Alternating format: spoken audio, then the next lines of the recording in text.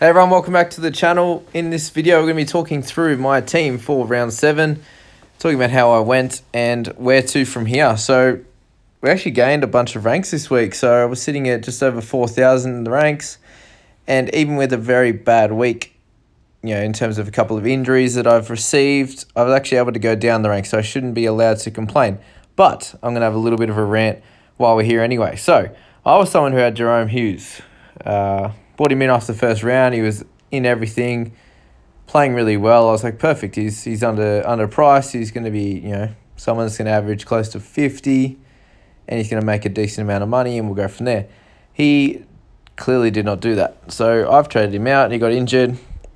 I'm like, all right, yeah, Munster's killing it during since the COVID break. He's averaging about 70. He'll be sweet. And of course, he gets injured in his first tackle on the weekend.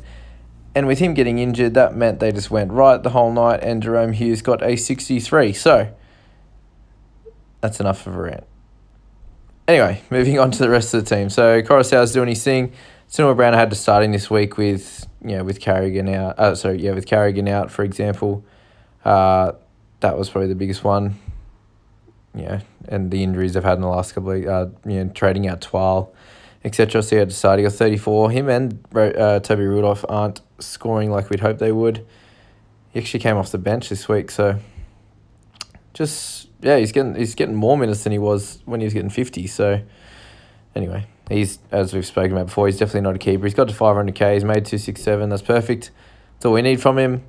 Good stuff. Playing Haas. He's actually not playing the 80 at the moment, so he's probably not a 100% captaincy option, but it's still getting 65 in the minutes he got. He got how many minutes? 65 minutes. So if that's going to be his standard, I'd expect more scores in the 60s than the 80s like he used to. But anyway, moving along, poor Horsburgh. Out for probably the season. It looks like 12 weeks plus. Has been doing really well. He was killing on the weekend until he got injured. He had a few little bust-ups with the Eels boys, especially Madison there. And unfortunately, he's out. So there's another keeper that I'm going to have to trade out. Leilua finished the game with 48 and then took away a bunch of tackle busts and all the rest. So, again, not going to be a keeper. Especially with the news we've got of getting the two extra trades. And, there was a chance I might have had to have kept him just based on how many injuries I've got. But with the 2 extra trades, I should still be able to trade him. Isaiah Yeo, 52. So, nothing crazy. After a couple of games in the 60s, he was back into 50. So, same tackles. Just a few less meters and just a few little demerits. Just nothing, just a little bit under what he has been in the past. And no real attacking stats. So, that's fine. He's still a keeper. All good there. Cleary just being amazing, as we'd hope. That's why I had him as vice this week. Munster, poor bloke. Got injured just as he was starting to kill it, and still managed to keep playing, play the rest of the half, and sneak 21 for his fantasy coaches. Cheers, mate. Just not leave us with a 1 or whatever you would have got when you came off. Latrell Mitchell, 18. So just had an absolute shocker. Does not know how to hold on to the ball. Sometimes this bloke tries to do way too much with the ball, when most of the time he should just tuck it under his wing and just go hard, and he'll make his tackle breaks that way. He tries to do too much. He dropped the ball 4 times. He loses some meters and possibly some attacking stats in there, and just gets an error instead. So really not great. I'm happy with the meters gain. 120 was fine, but then getting sim bin and as well. Like, he did get a try saver, but God, he's frustrating. You let him get 63, 74, 45, and then you bring him in and he gets 18. So bring in Latrell and Munster this week. What a great game this is. Thank God Stephen Crichton got 40. Happy with his efforts. Scored the try. Got the line break. Just did bits and pieces. Reason not many tackles. And didn't even miss a tackle. But they're not running at him as much as some of the other centres, or he's just not getting involved, which I think gets the latter. 130 metres is much better this week. Got a little bit more involved, which is good. So happy with that from Crichton. I'll be playing him for the next bunch of weeks anyway. Even with Best coming back, I'm going to be taking out Drinkwater. 19. So we're on about 27 with 20 minutes left and got 19. So good work, mate. Got Sim in at the end. It's always great when you have Ponga in your team and Drinkwater. And Ponga is a good chance of scoring, and Drinkwater holds him back. He doesn't get the penalty try, and Drinkwater gets sent to the bin. Exactly what we want. He's just gone so bad. Can't believe how backwards he's gone. Such a promising start. He was just scoring. He scored 45 and 52 with ease those first two games, and it just hasn't even gone close, except for really a runaway try against the Tigers. So, can't wait to get rid of him. Anyway, Ponga, 42. They got absolutely hammered on the weekend, so no issues there, and he could have scored at the end. Pappenhausen finally scored big points. Shout out to one of the guys in the groups. It was just like, Pappenhausen will get 70 this week. Cheers. And I saw after the game, a lot of people commented and brought that post back up. So well done to that guy. But yeah, fair to say that that's what he was going to get against the Warriors. So hopefully that's the catalyst for him to average 50 for the rest of the season. Harry Grant is God. Toby Rudolph, as I said, just a low game. He's still out there, 35 minutes, lower than normal. So 25 and 35, 3 misses. He's just missing tackles last few games for some reason. 5 and 3. Anyway, again, he'll be gone soon, but he's just going to be plodding along until a good cash out comes up, or I can upgrade him from there. McCulloch just doing okay. 52, just made the tackles, and that was about it. Last week, 58 tackles, a couple of misses, and a couple of shit penalties with no run meters this week. There were some bad penalties. Anyway, I do go for the Cowboys, by the way, so thanks, Knights. Carrigan, he's back in the starting side this week. Jerome Luai did really well. Put him as number 5 so I could potentially get his score. So I had Luai number 5. If he didn't score well, I was going to play Hamiso at number 4 instead of Carrigan. But Luai did well, so cool. I didn't have to get Hamiso's 26. I could have played him over Drinkwater, but surely Drinkwater gets more than him. Anyway, Best will be back this week, which is great. I'm glad I kept him. I know a few people had to get rid of him, and Williami is stinking up the 8th emergency there. All right, so that's the team this week. We're improving. Down to 3-3-7-1.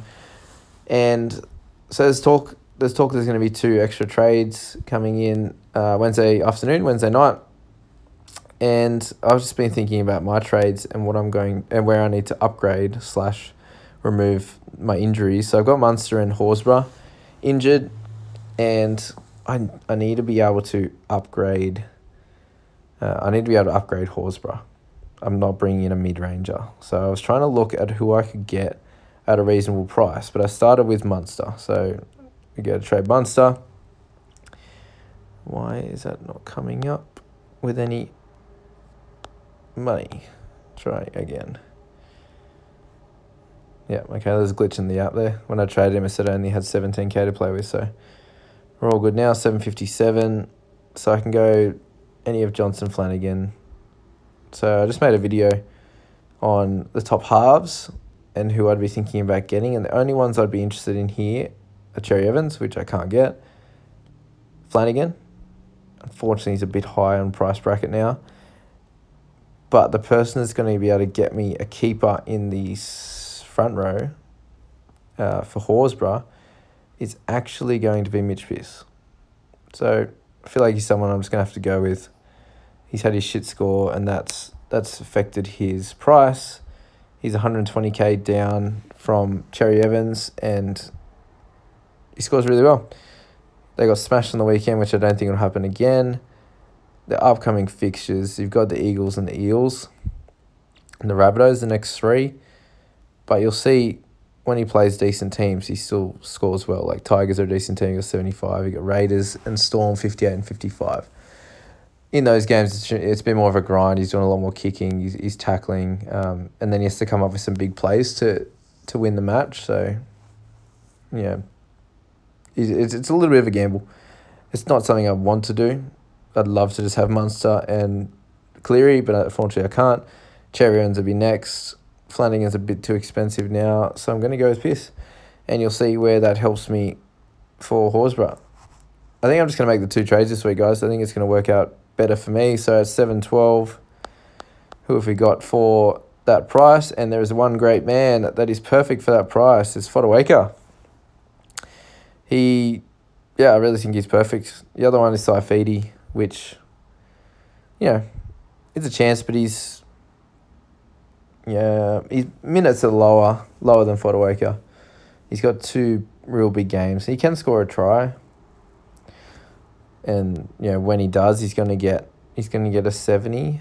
But I feel like he's going to be a 50, 51, 52 average player over the season. And Fodawaker, I think, is going to be a little bit more than that. He'll probably average where he's at right now, which is still slightly underpriced.